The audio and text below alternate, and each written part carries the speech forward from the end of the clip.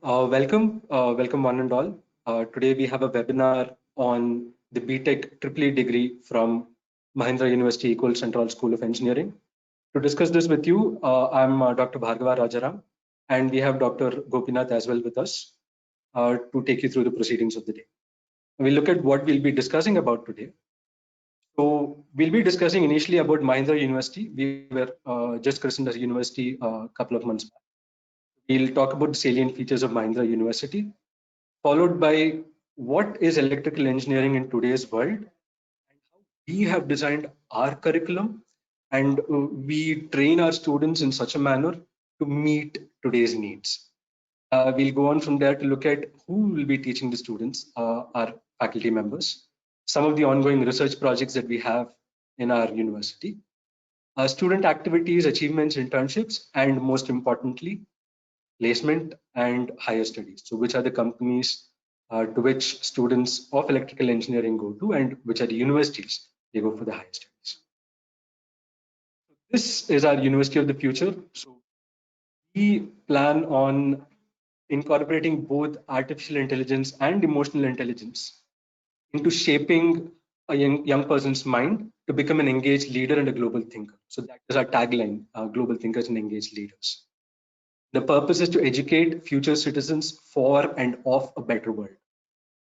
This is pretty powerful. So it's for the better world and of the better world as well. We plan on playing a significant role in the global dynamics of R&D and of higher learning as well.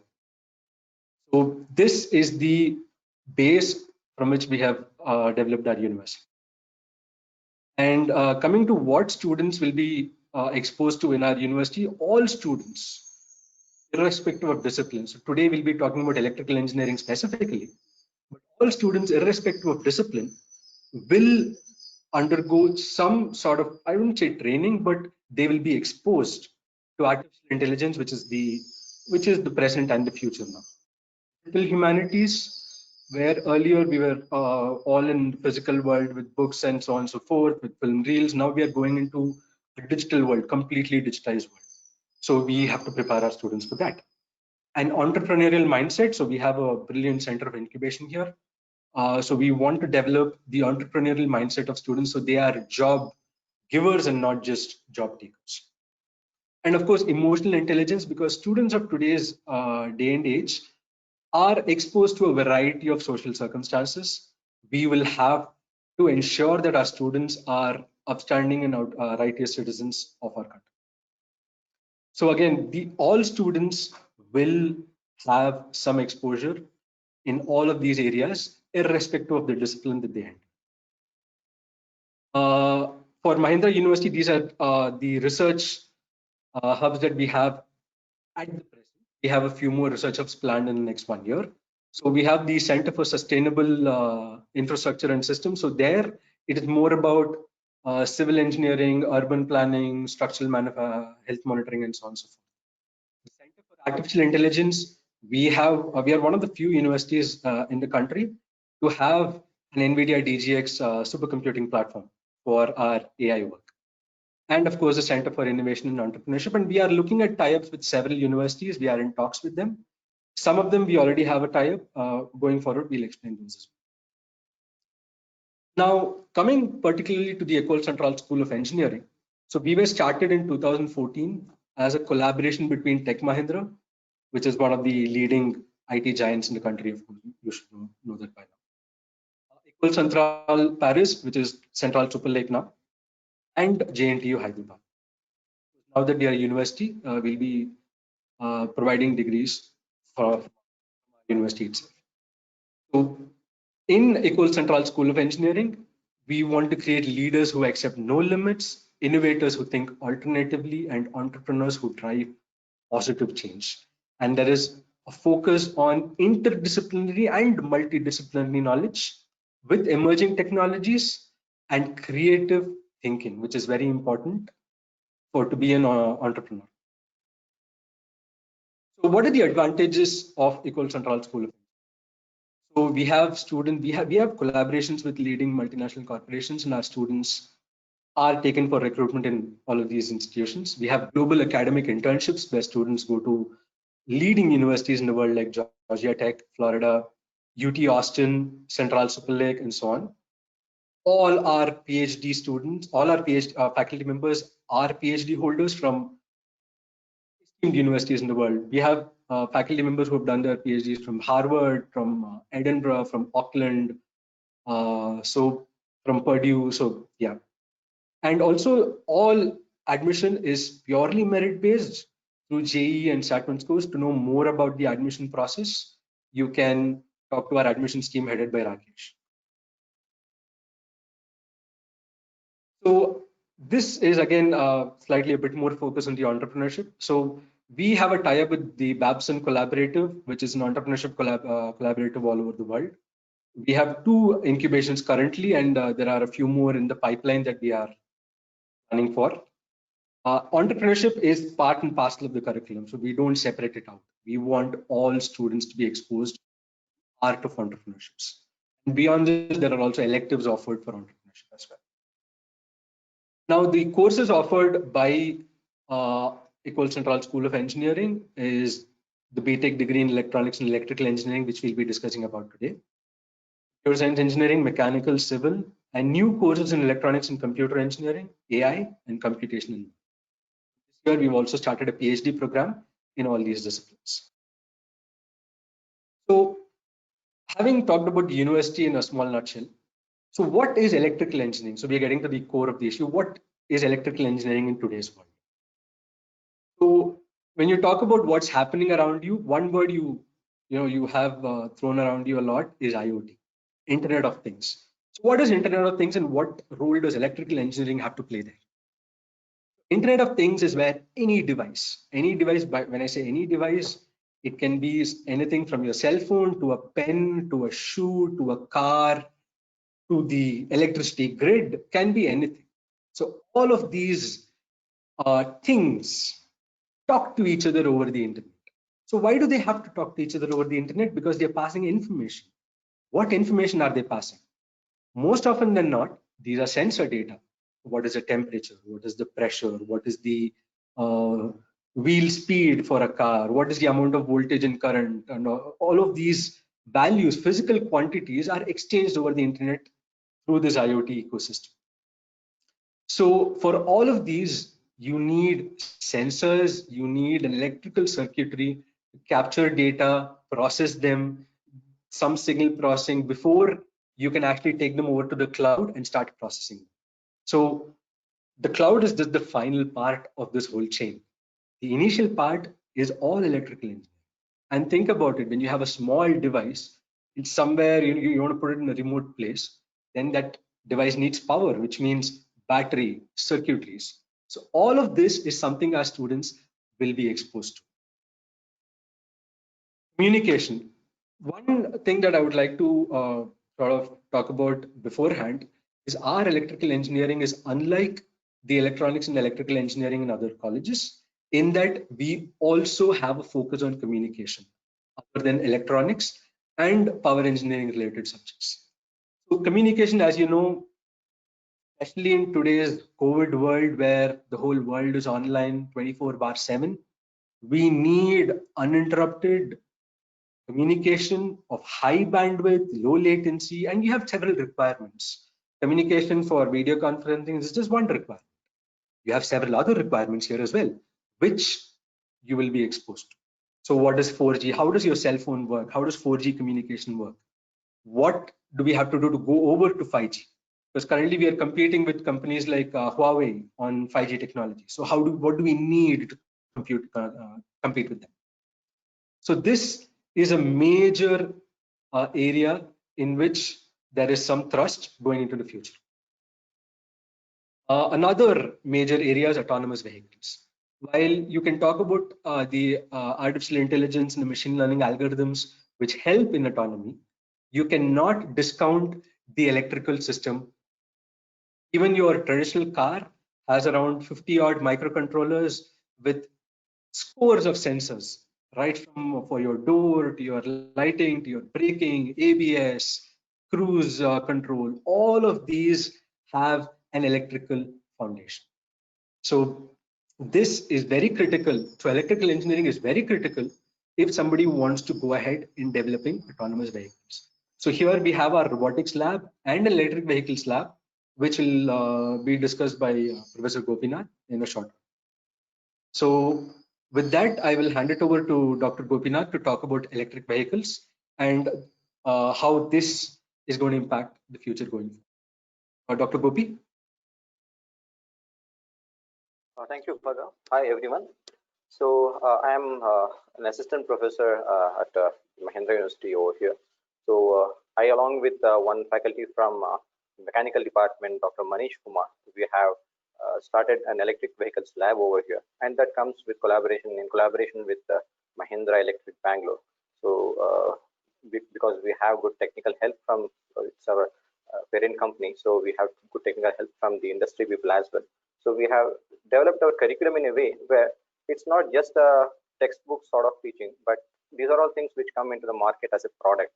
So our curriculum also is set for such things where we collaborate with industry, and half of the curriculum would be sort of taught by or discussed by an industry person, and the other half probably we will be doing the discussions on the basic electrical technology involved in the electric vehicle.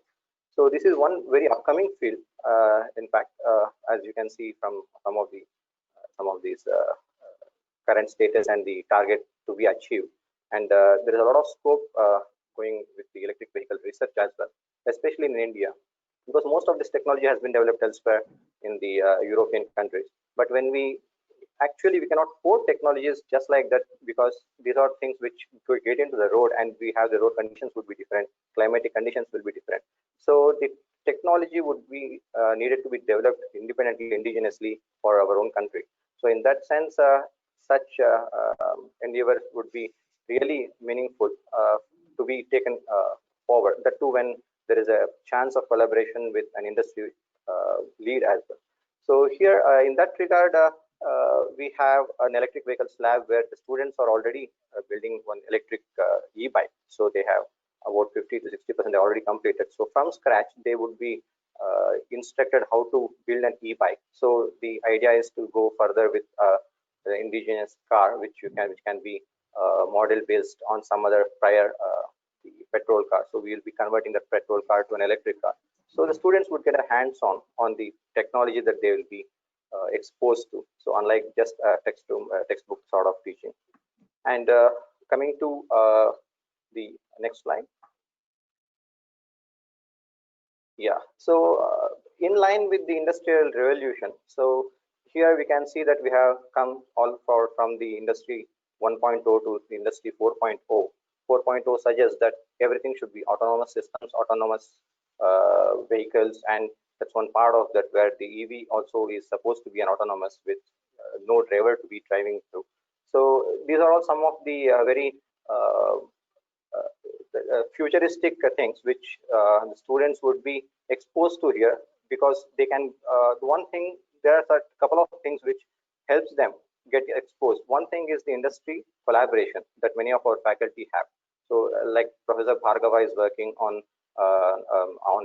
an FPGA based system, which I'll be coming to in a couple of slides. So that's in collaboration with a Japanese firm, and some of our professors are working on the autonomous industry 4.0 systems in collaboration with some of the industries, where like the Tata Steel, where they will be using data learning and the AI based. The one important factor in the industry 4.0 is complete artificial intelligence based systems. So some of our professors are working in collaboration with the industry, where they will be developing artificial intelligence based systems for the automation of the industry. So that's about this. So it's a very huge field where we have the, as you can see from the right diagram there, we have machine to machine communication there, and we have big data analytics. There are professors who are working on these two here in our department. Internet of Things, Professor Bhargava is a specialist on that. And we have cyber security. So cyber security is a very upcoming field where it is being applied to wherever you saw that 5G communication. So wherever we have a communication, we are having a threat of something trying to sort of disturb the communication. So it can be cyber security. So cyber security is being applied to nowadays for smart grids as well. So when we are transferring power, there can be, everything is automated now. So I'll come in a couple of slides, I'll come to that smart grid as well. So how cybersecurity affects the different autonomous systems. So that's a very important field, and we have professors who are already applied for the Department of Science and Technology funding, and people have already started working on such real-time issues which are the need of the hour. And advanced robotics is a very important field. We have the most advanced robots which we have procured from ABB over here, the 6 degrees of freedom robot. And electrical department in collaboration with the mechanical department, myself and Professor Bhargava from electrical, and a couple of professors, our colleagues from mechanical department, we are handling the robotics lab, where we'll be working on the land robot, where you have the moon rover. That's a sort of example where the land robot will be of practical use. So we are working on the land robot, on the pick and place robots, different sorts of, on the drones. Students under the guidance of Professor Bhargava are working on drones as well. There is a very nice embedded systems lab where students they build the drones and they automate it, and they try to modify the drones, already existing drones. So they are working very actively on the drones as well. And that's it about this particular slide. So the point is that whatever we teach, whatever we work, it should be in collaboration with industry. But industry is something which caters to the practical need of the society. So we are trying to align all our work and teaching in line with the industry, which will be definitely of use to the society as well. And this is one very important thing where we come to this, coming to smart grid. A lot of talk is happening about smart grid. That simply says, you can just, by the diagram, you can just appreciate how much of automation is there in this particular thing. And it encompasses almost every field of electrical engineering. You can see that electricity grid where it's completely power systems engineering. You can see the data network where it's completely communication. And you can see a peculiar feature of that blue line overlapping the red line. So there will be data in line, communication in line with the power lines as well. So when we have so much of amalgamation of things, there will definitely be a lot of security problems and stuff. So there comes again cyber security. So how do you manage the cyber security? So there comes the combination of communications along with the power. So here faculty is working in a very collaborative manner where different fields are not just disjunct. They collaborate with each other and try to find out a final solution which is required. And here you can see that the one very important thing that you can observe from this figure is the wind farms and solar farms. So now we are in a move towards complete renewable energy. Even the government is pressing too much on the solar, which is especially very important in Indian scenario. And few of the places where it's very windy, maybe it's onshore or the offshore, even into the inside the sea. So there are a lot of wind farms that are coming. So when there are distributed energy like this, one solar from some place, wind from some place, and people are coming with tidal energy. If you see IIT Madras, they work on wherever you have our near Vizag. So you can extract tidal energy. So all these different energy sources, when they're connecting together, it has to connect to a common power line. That's the grid is a very technical word which they use simply for that particular power line. That's it. So everything has to come to the common centralized power line. So how do you connect that one? That's a very important thing where a lot of power electronics and electrical machines and drives are needed. So people here are working. Myself from I am working on the electric drive part, where how do you connect a wind farm, because it's completely electrical machinery there to a grid. And some of our professors are working on developing new PV technologies as well. So here one peculiar thing here is when we are developing, when we are using a PV, we can purchase the thing as it is. But what about developing new PV cells, the photovoltaic cells? So people from the here colleagues from the physics department and chemistry department, they are working along with the electrical professors, where the the chemistry and the physics professors, they would be developing. They are having the government projects on developing new photovoltaic cells. And once they develop the cells, how do they integrate that one to the grid? So we will be plugging in there. So there is a collaboration even with the science department there. So you can see how the things are practically done over here. And that's it about the smart grid. So we have the curriculum, as I am stressing always. So we are trying to develop our curriculum in line with whatever is needed for the society, whatever is needed for the job market as well. That's very important for the students to take up, and whatever is needed even for a higher studies. Not everyone would be interested in a job. So we had to cater to all these three different things, that they have to be in line with the technology, whatever the industry uses. So we are having real-time projects to cater to that. And if they need a job, they want to get into a very good job. So we are having our curriculum designed for the need of the industry. as well as when they want to go to a higher study, they had to put more effort on the research aspect. So here the professors are handling a lot of projects from the industry and from the government, where they will be working on real-time research problems, so that once they get into they want to get into a higher studies, so that will really help them with the publications or with the technical know-how in every way. So here, coming to that, so we are in collaboration with Central Supreme. So we try to align our curriculum even with what are the needs of the European and American job market, as well as research market as well there. So we have regular discussions with the Central Supreme from France. So, and especially to stress on one of those endeavors from electrical engineering, France is very good in communication. So they are the first, they are the best in communication. So we are having a 5G lab over here. One of our professors they has started a 5G lab. So the students from here would get a chance to have their research work for internship. They can go to the internship for some of the institutes. They can apply there, and there can be student exchange programs as well. Some of the students from France come and work under us over here. So the students will be exposed to some sort of international scenario, how students from different universities work, how professors in different universities work. So their mindset won't be restricted to one particular just textbook sort of learning over here. Like a student in the last semester had from Central Lille, France, had come to our department for one of his internships. For 6 months he stayed here, and with us he worked on the project, so he could mingle with the students over here. Students would get a good sort of exposure on how to handle the international sort of scenarios as well. So in that regard, we are even trying to align our the curriculum in line with the best institutes in the India as well, which stand really very well in the international scene, like IIT Kanpur, IIT Delhi, IIIT Hyderabad. So the best from every institute, even in India, we try to invite them. We invite them for our board of studies, and they will suggest us on how do we structure our curriculum. Yeah. Thanks, Gopi. So coming to the crux of the curriculum. So as I had mentioned earlier, all students who are in any engineering discipline here in Mahindra University will undergo 1 year of interdisciplinary courses in basic sciences, in media. There's a media project where students learn how to use a camera, use a professional DSLR camera or a video camera, how to make smaller movies, and this is expanded into electives later on as well as visual ideation and so on. There is environmental sciences. This is a compulsory thing nowadays with the impact of engineering on environment. A lot of focus on programming, because even though you're an electrical engineer or a mechanical engineer or a civil engineer, programming and computing has become something synonymous with what mathematics was.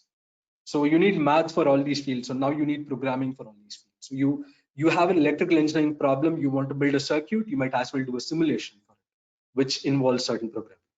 So a good dose of programming. And humanities, which includes entrepreneurship, which includes economics and enterprise, which includes professional ethics, and also communication skills, which is also very important for a student to express themselves.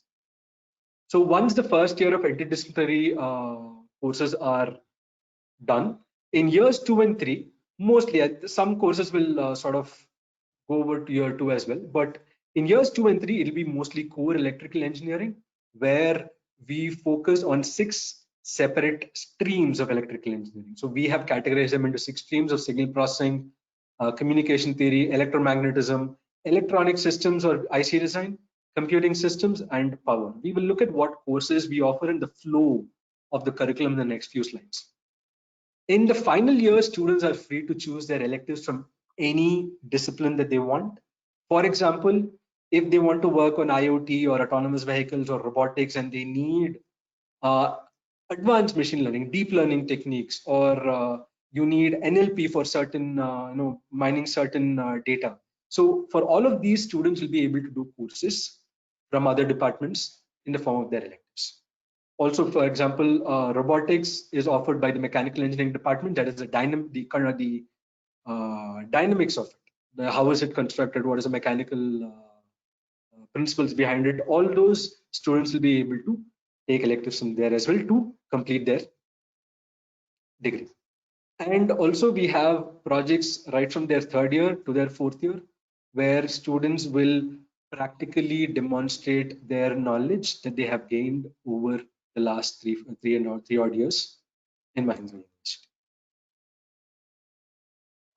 So there is one question that has been asked, I think, which is pertinent to the slide. I'll answer this now. Where all programming is used in electrical engineering? Everywhere. If you want to design a chip, we don't take transistors and put them next to each other, billions of transistors. So we use programming there as well. It's called hardware description language. Your cell phone, if you want to program your cell phone, it has sensors all over, right? You have a camera, you have light sensor, you have accelerometers, which will tell you how it moves. So you need embedded programming to utilize these features. So programming happens there. Programming happens in the form of simulations with MATLAB for electromagnetics, for communication. Communication is a protocol. Programming is everywhere. So it is not, only in hardware circuits where you're developing physical circuitry in the final implementation stages, you won't have programming. But even in initial stages, you will need some programming. And we have recognized this, and therefore all students will be given intense programming exposure. I hope that answers your question. So these are the 6 streams that we have. And the courses that are mentioned in these 6 boxes are core courses that all electrical engineering students will do. For an extended curriculum, you can have a look at the curriculum posted on our website.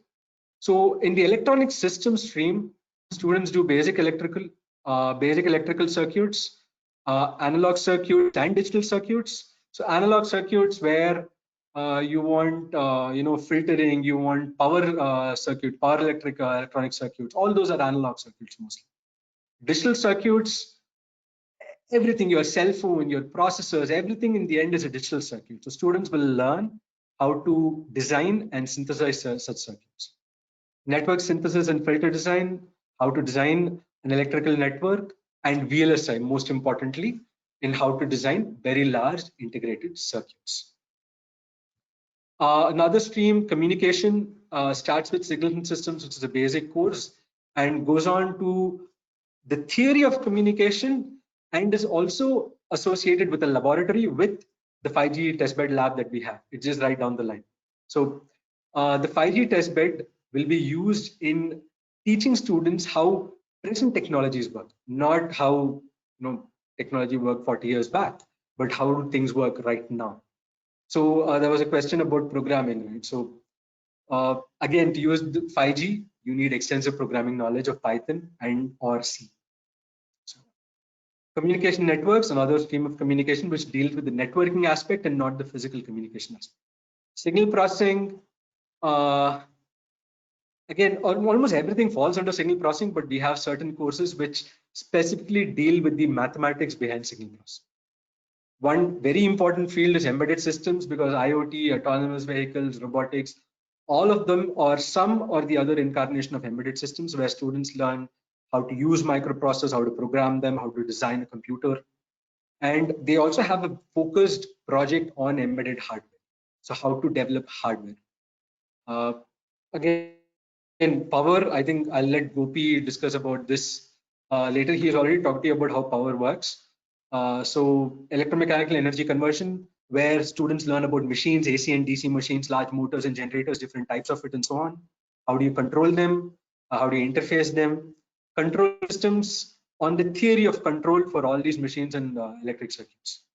Power electronics deals primarily with converters from AC, DC, DC, different levels of voltage or current, and so on and so forth. Power systems, again, with the overarching electricity distribution and power systems, power generation systems.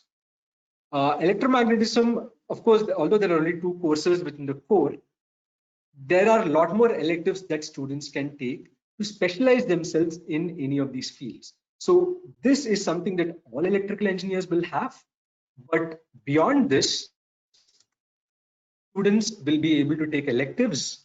So this happens in the 6th semester, 7th and 8th semesters, where students can take, so these are electives that will be offered by faculty members of electrical engineering and other departments. So you have electives, say, on IoT system design. You'll have an electrum on advanced power systems, digital control of drives, or electronics and drives, mobile communication, biomedical signal processing, computer vision for autonomous vehicles. Tesla uses its cameras for their obstacle detection and so on. So this something like biomedical signal processing. So how do you make portable diagnostic units? How do you reduce noise to get better estimation of certain ailments in your body and so on and so forth.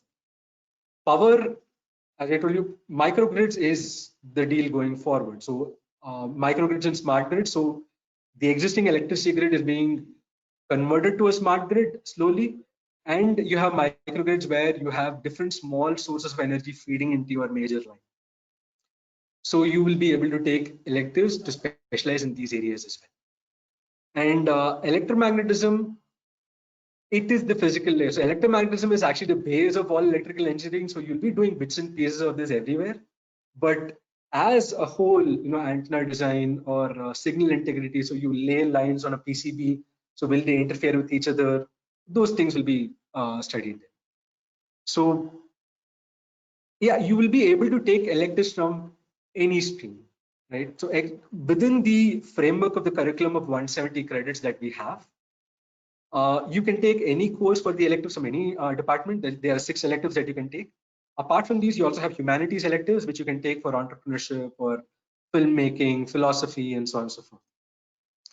So again, as I told you, your earlier core is for everybody, and electives are your choice. So whatever you want to do. So I'll hand it over to Gopi to discuss about our faculty strength. So this is our faculty profile. So Gopi, can you take it over?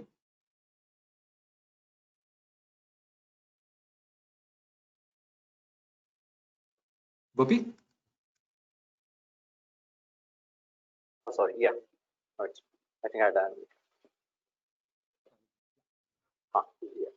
We have as our HOD, head of the department, Professor J.L. Bhattacharya.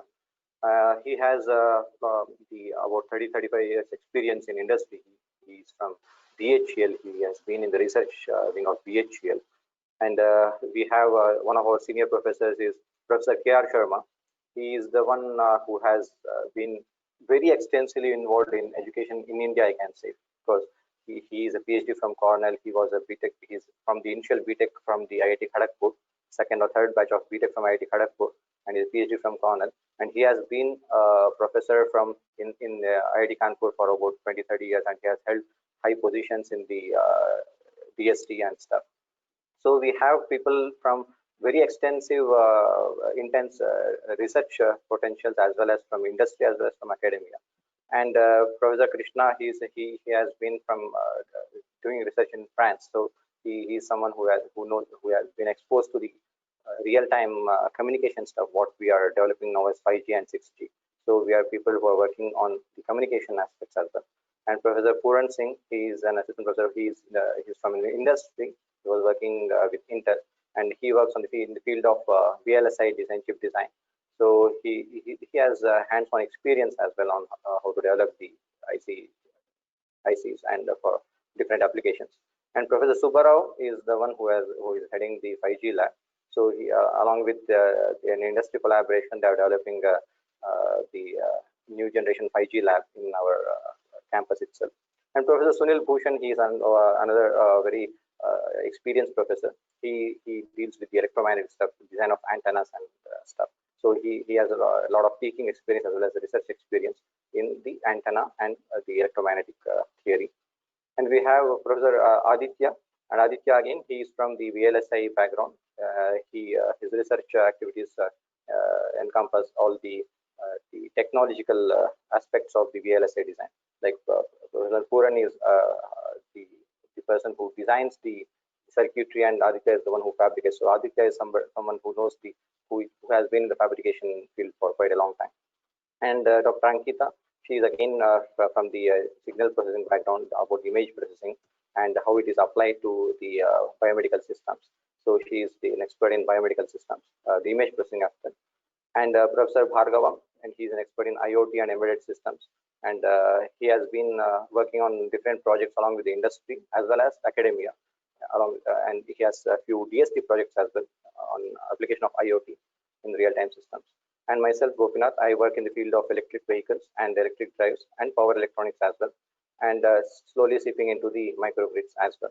So Professor Sayantan, again, he is from the communication field, so he has experience on the different. He's an associate professor over here, so he's again having a lot of experience in signal processing and communication aspects. He works on the 5G and different layers of the 5G communication. And Professor Sridhar Madichetti is an assistant professor in the field of DC microgrids. So he is handling the DST projects as well, where the cyber security aspects, what are the cyber security aspects in the smart grids and how do you develop a smart grid. So he is heading a smart grid laboratory over here, where he is trying to develop a whole smart grid. So whatever you saw there in the diagram, most of it, in an emulation in the laboratory prototype. So he will be developing a smart grid laboratory in our department. So this is about our faculty and their background. Yeah. I think, yeah, thanks, Gopi. So as Gopi already mentioned about the labs and facilities, so we have a full-fledged 5G research lab, which can actually be a testbed going forward for different protocols to study the interference, to study the signal integrity, and so on and so forth. And the electric vehicles lab in collaboration with Mahindra Electric. So our primary work is on the power converters used in electric vehicles, the entire powertrain, and the battery management system, primarily the battery management system. Again, we have a robotics lab in collaboration with IIT Delhi, which we established. So here we are working on autonomous bots and manipulators with, currently we are using 6 degrees of freedom manipulators, which we are using for industrial automation. Two DST funded projects, one is underway, so it's not been sanctioned for control of AC and DC microgrids. And there is one other DST project that I'm involved in for IoTizing traditional electricity grids. And another project that we recently closed was high performance computing on FPGAs, where you want to implement large scale computations in hardware, in programmable hardware instead of microprocessors. So this is something that you will learn about coming. Going forward, student activity, these are just salient features, activities and internships that have happened over the last 1 year or two. I've not gone further than that. So we won the hackathon last year and this year. Last year, the hackathon team was being headed. This is just to give you an experience or give you some information on whether an electrical student has to remain in only within the core electrical domains, not necessarily. They can branch out with the fundamentals that they have learned and apply other domains to their knowledge as well. So in 2019, the hackathon, although it was a software hackathon, the team leader was an electrical engineer and was mentored by an electrical engineering faculty member. Similarly, in the 2020 edition, we won the software edition and we are in the finals of the hardware edition as well. So I mentored both the teams. So I can tell you that this kind of real working experience is something that you will get here, which you may not get in a lot of places. So we have an autonomous underwater vehicle team, which is, again, these are all interdisciplinary teams comprised of mechanical, electrical, computer science engineers for the routing and so on and so forth. So we were to participate in the finals of the AUV challenge. We were the only team selected from India for the finals. But again, COVID happened, so no finals yet. So as Gopinath said, we also have a e-bike design team where we are building an electric bike from scratch. Apart from this, we also have Baha, which is the car making teams. This is something pretty popular in a lot of universities in India. So which is primarily backed by Mahindra, but a lot of other organizations as well, where given certain specifications, student teams will build their own automobile and compete in different categories. So we have a team for that as well. Now, student internships. So we encourage students to do internships in the industry and in academia. So these internships, some are organized by the university itself and some universities are, these internships are done through personal contacts of professors. Some of them are done through personal contacts of professors as well, that you will get because of the pedigree of the faculty members here. So we've had students who have interned at UT Austin, one of the leading universities, especially in VSI design in the US, Georgia Institute of Technology, ENS France, Central Super Lake, INRIA. These are leading research institutions in France Valley. IIT Kanpur, IIT Madras. These are not limited to these universities. These are some universities in which students have entered. Corporate summer internships, corporate summer or semester internships. For example, Mercedes, Hyundai, and Dell, they have taken students for a longer internship, just not during the summer. So Mercedes, Hyundai, Schneider, which is a core electric company, Dell, DRDL, which is the Defense Research Wing, BHEL, NRSC, which is again part of ISRO, the Remote Sensing Center, Intel. We've had interns at Intel, DSCI Cybersecurity. This is a government body which deals with cybersecurity policy making in India. Gopi was stressing on how cybersecurity is important in smart grids and autonomous vehicles going forward. Lido, which is a education provider like Byju's, ZS Associates. These are more on the management side of things. So a lot of our students also, with the knowledge that they have learned, will want to take up their future careers in management within the electrical industry or the manufacturing industry. So ZS Associates is one of them. And also we've had a couple of students who have gotten selected in Google Summer of Code. Please remember, this is just 2 years, right? So we've passed out 2 batches and the third batch is passing out now. So this is just within these 2-3 years that we have been able to accomplish this much. So this was one question earlier. Who are our recruiters? So our students have been recruited into all of these companies. There are more. So I just filled up this one screen with these logos. So we've had Dell, Telstra. Telstra is a communication company, telecom company, which is primarily for electrical engineers. Cognizant again, they have their embedded division that they take electrical students in. Electronics, which is a power electronics related company. Mercedes for autonomous vehicles and for simulation of their parent. For example, one of our students who interned was doing electromagnetic simulation for their cars. Tinkai is a chip manufacturer. They make processors. Line is a Japanese company. They, again, just like WhatsApp. So one of our students got recruited there as well.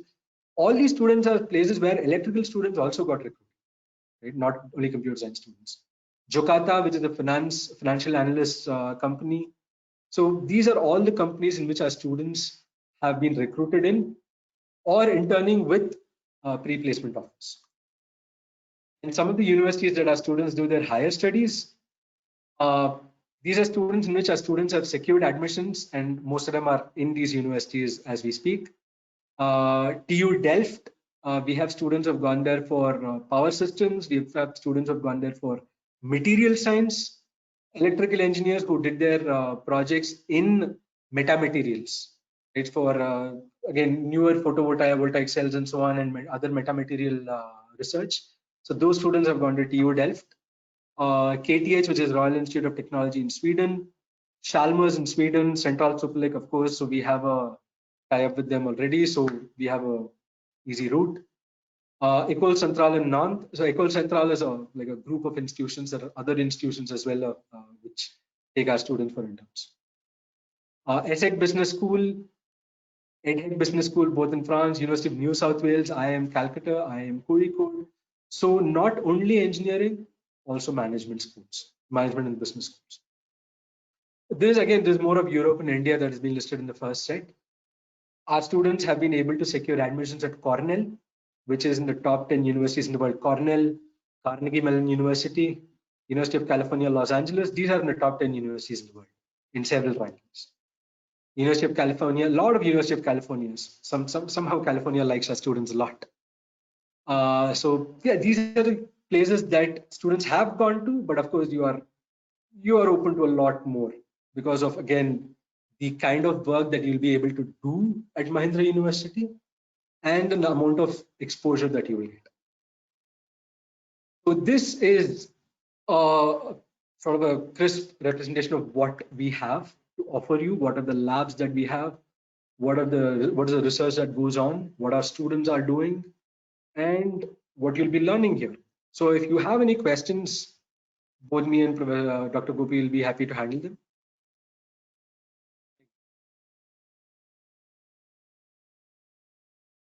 Any questions? You can also get in touch with us in our official contact details that have been put up here. See, all questions based on, all questions on admission, it's better if you direct to the admissions team, because they'll be in a better position to answer.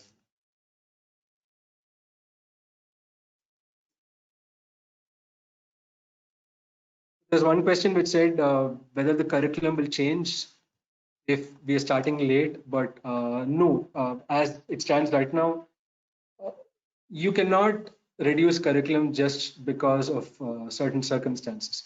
We may want to deliver it in a different manner. We may want to incorporate certain out-of-the-box mechanisms, but we would want to cover the entire curriculum, but in a different manner.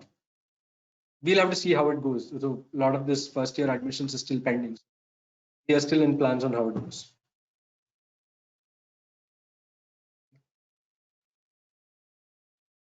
About computer vision, so we have one expert in image processing and computer vision in the electrical engineering department, apart from others in computer science.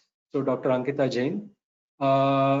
So the whole idea of computer vision is to incorporate not just statistical image processing, but machine learning methods like convolution neural networks to identify objects, to see what are the dimensions of an object, because you cannot make out a lot of things right from a picture of an object.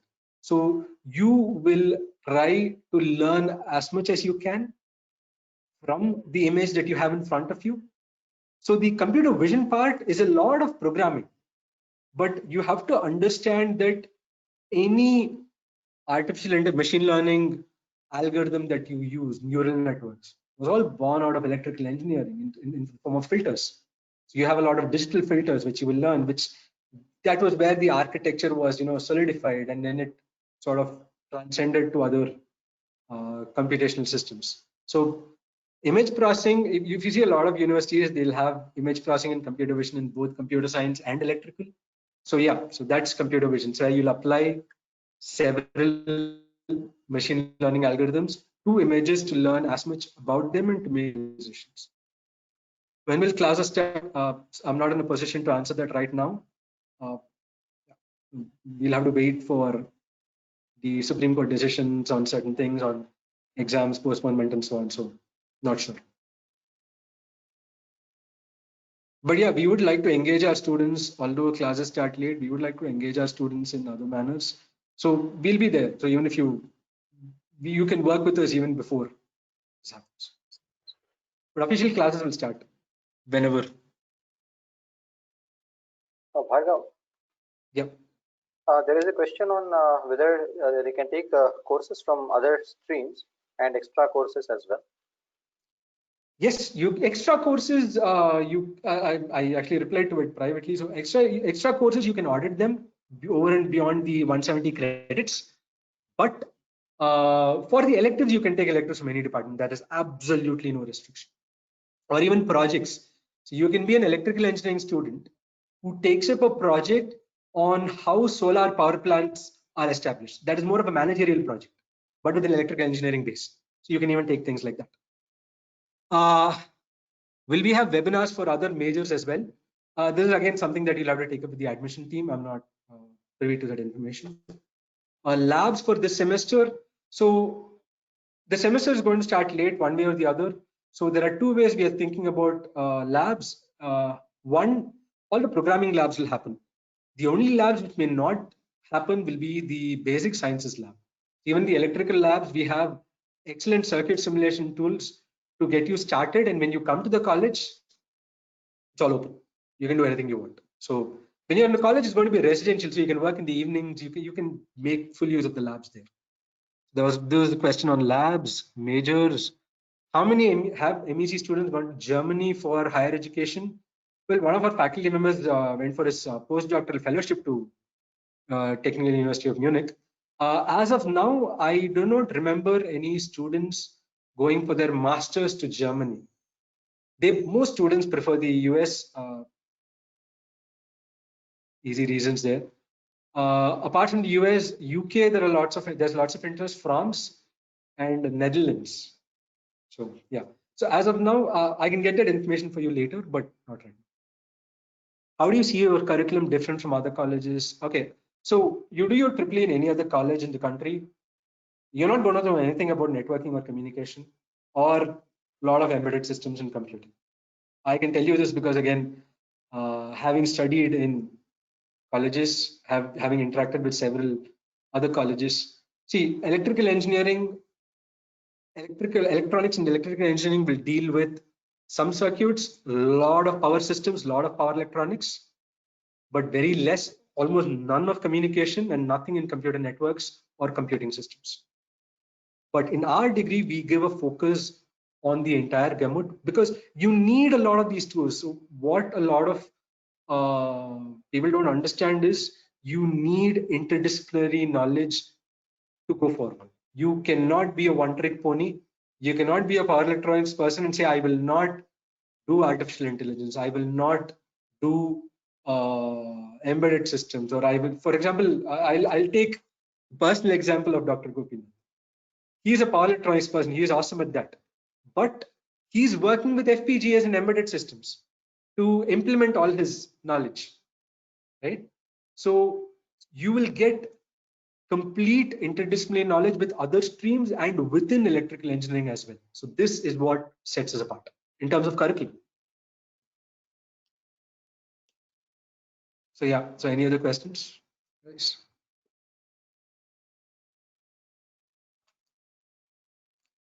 So, okay, there's a question about, I don't know if I can take this question right now, but yeah, we do have some sort of sessions for students who have taken admission, but I'm not sure that will happen later. Internships after third year, internships not only after third year. Okay, the way internships work is we encourage students to go for their internships every summer. See, when I was a student, we did a couple of in-plant trainings, but we wanted our summers. We wanted to be free in summer. But students here, they want to do internships in summer, which I mean, should be happy about. But yeah, so they do internships in their first year summer, second year summer, third year summer, fourth year. You have a semester abroad program opportunity as well, right? Which may happen once you get to your fourth year. So currently we have it for the computer science students, and we are in talks for electrical as well. You can do your full 6-semester internship in a company. That is also possible. Right? So internships are all of these varieties. Are there any limit to the number of competitions or internships? No, there's no limitations to internships or competitions. See, the only limitation in sense will happen with respect to placement. When you get a job worth 15 lakhs, it's like, hey, you got a job, so let the others get a job. That's the only thing. Internships and competitions, there's absolutely no limitation at all. Is there any faculty member for bioelectronics? See, there are different fields of bioelectronics. There's biomedical signal processing. There is biomedical instrumentation. There's bioinformatics. So no, neural signal processing. So as of now, we do not have specialization in bioelectronics, but we are recruiting. So we are planning to increase our faculty strength to cover all our streams much better. So not yet, but yes, going forward. So we have actually defined an elective stream based on neural signal processing and biomedical electronics. So in final year, we apply all concepts taught in curriculum as well as in electives. See, electives are more of specialization, right? So your core is your fundamentals.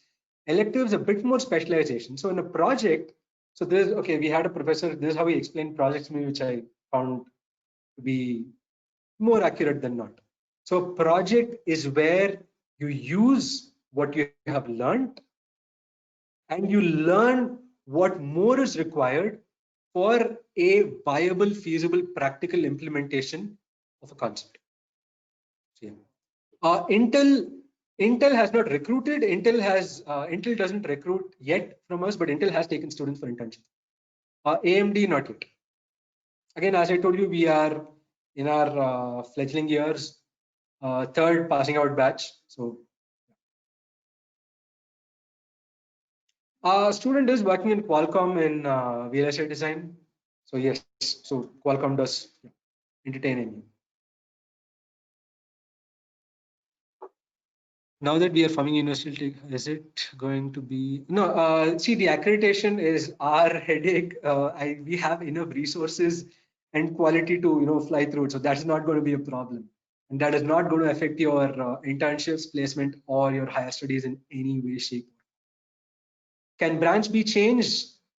This is something that you'll have to take with the admissions and academics team. Are there any on-campus jobs like research assistants? We do have teaching assistants. We did take our students for teaching assistants, but this is something that has to be formulated going forward, right? Because you will be pretty much engaged in a lot of classes, undergraduates, mind you. When you talk about research assistants, it's more for graduate students, masters and PhD students. Even in the US, undergraduate students generally do not TA. And even if they do, it's maybe the final year students will TA for a first year course. But yeah, that's about it. Highest package for a W student, I cannot give you the exact number, but it's around 25 lakhs odd. It's a Japanese company. So average pay around, I think the placement office will answer it better, but I think it's around 6 lakhs is the average pay, but the highest pay is around 25 lakhs. 25 or 40?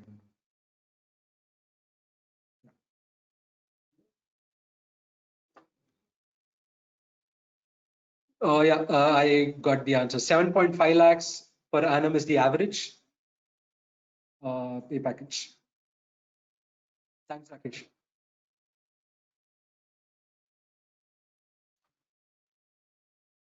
What is the scope for internships in Canada?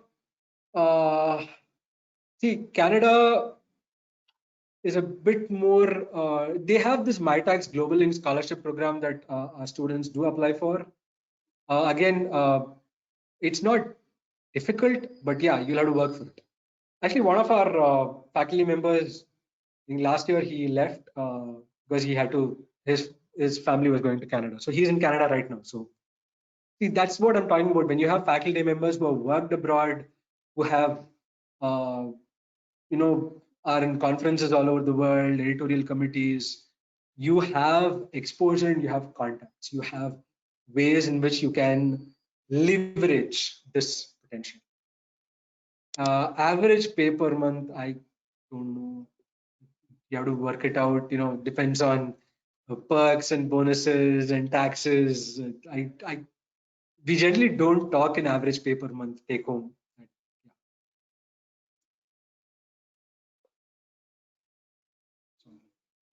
You can work it back from a 7.5 LPA standard. How much? Is IoT just where things are automated and controlled by internet? No, it is not. Yes, it is, and no, it is not. In the simplest sense, it is internet and things. Anything is a thing. Anything which can talk to any other thing over the internet is IoT technically. But it is much more than that. If you look at Cisco, the way they define IoT is they have a very, like a network kind of thing. So you have several things which, register all their data to a centralized or decentralized storage, which is, but at least a logically centralized storage, where they are analyzed. See, when you want something, just when you say automated, it's something which is a lot of things, right? Say, for example, lighting. Light intensity or ambient light intensity goes down, you switch it on, you switch off your light, switch on your light. Ambient light intensity goes up, you switch off your light. You don't need internet for this. But if you want to adjust the light according to a person's personal, liking, customization, and this customization has to be learned. For example, I go into a room, depending on the time of day, I may reduce the intensity of a light. So the system will remember. System will remember over time. For example, on a Tuesday evening, maybe that's the time you have your, meetings with your boss. You're sort of, very, in a bad mood. So you need lower lighting. So your system will remember that. All IoT is just not control. IoT is much more than that. Machine learning artificial intelligence is a superset of machine learning. Artificial intelligence consists of things more than machine learning. Machine learning is one aspect of it. You have regression-based extrapolation, which is still used by most companies. You have knowledge-based systems, genetic algorithms. All of this is artificial intelligence. So yeah, you have both. Percentage of students who go for higher studies, there's a very tricky question about, because eventually almost everybody goes for higher studies, either immediately or after 1 or 2 years, right? Immediately, I would say around 40%, 30 to 40% of the students go for higher studies. Around that, yeah. Do we work on augmented reality in the curriculum? Not as a core course, but we are in the works for designing a complete AR/VR course. This is being done by Dr. Prafulla from the computer science department. So they are involved in AR/VR work as well, but not right now, not in electric. But yeah, your university, you get to work with all of the different faculty members. Gopi, there's a question for you. Take it up. Electric vehicles. Yeah. Yeah, Akshat, that's true. Wait, by the way, guys, I know I shouldn't say this during a webinar, but not students who've already taken admission, man. Right? I think Akshat is a second year student. Okay. Yeah. So please talk to us later. Thank you. Are there mid exams for semester? If yes, how is it going to be? Yes, we have 2 exams called minor exams. In this semester, everything is, see, wait, for first years, everything will happen slightly later, right? For other years, we are planning to have online exams, but yeah, it's all in flux. But yes, we are planning to have online exams. There will be some evaluation, right? You need to know where you stand in a course, but how it's going to happen is still in plans. I think there was one other course earlier. No, one other question. No. Yeah, good. I think I have answered most of the questions that have been posted so far. There was one question on fourth year, especially fourth year courses. Yeah, I answered privately as well, and I answered here. So fourth year, you have one. See, as per the curriculum right now, you have one core course, which is computer networks in the fourth year, first semester. Apart from that, everything is an elective. So everything is an elective or project for you guys.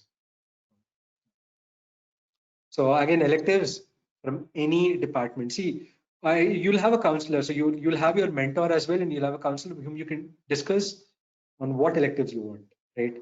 Although you have 5 electives, you don't want to take 5 electives in 5 different areas, just like a buffet, right?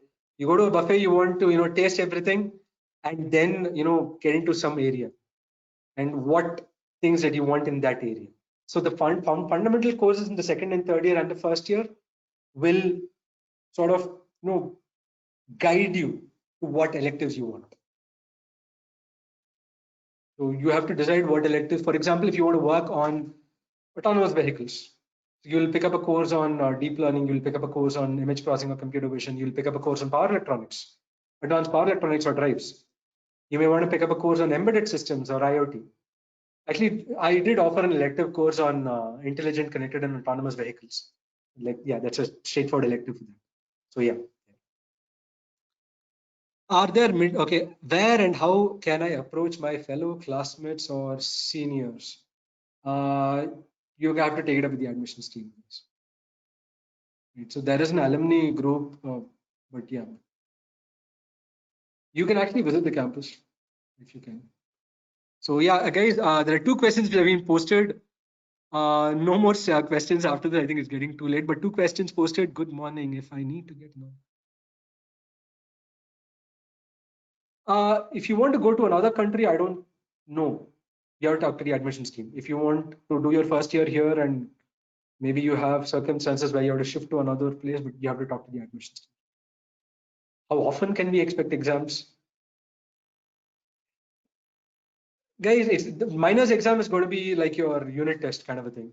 So you'll have 2 minors exam and a major exam. That is how it's been so far. But again, going forward, it depends on the course, because some courses are project oriented. So there will be more weightage given for projects, more weightage given for assignments. So the weightage is decided based on the course content. If you have a theoretical course, then you can't have projects, then you need exams. But if you have an embedded systems course, you need projects. So you'll have 30% weightage for projects and reduced weightage for your exams. So it's not that how often you expect exams, it's what kind of exams you'll expect. Depends on the course. But if you want to go away with a framework of exams, there are 2 minor exams and 1 major exam in a semester.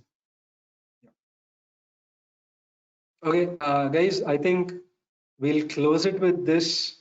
Thank you. Thanks all of you for attending this session. I hope it was informative for you, and I hope I see some of you guys here whenever we can see you.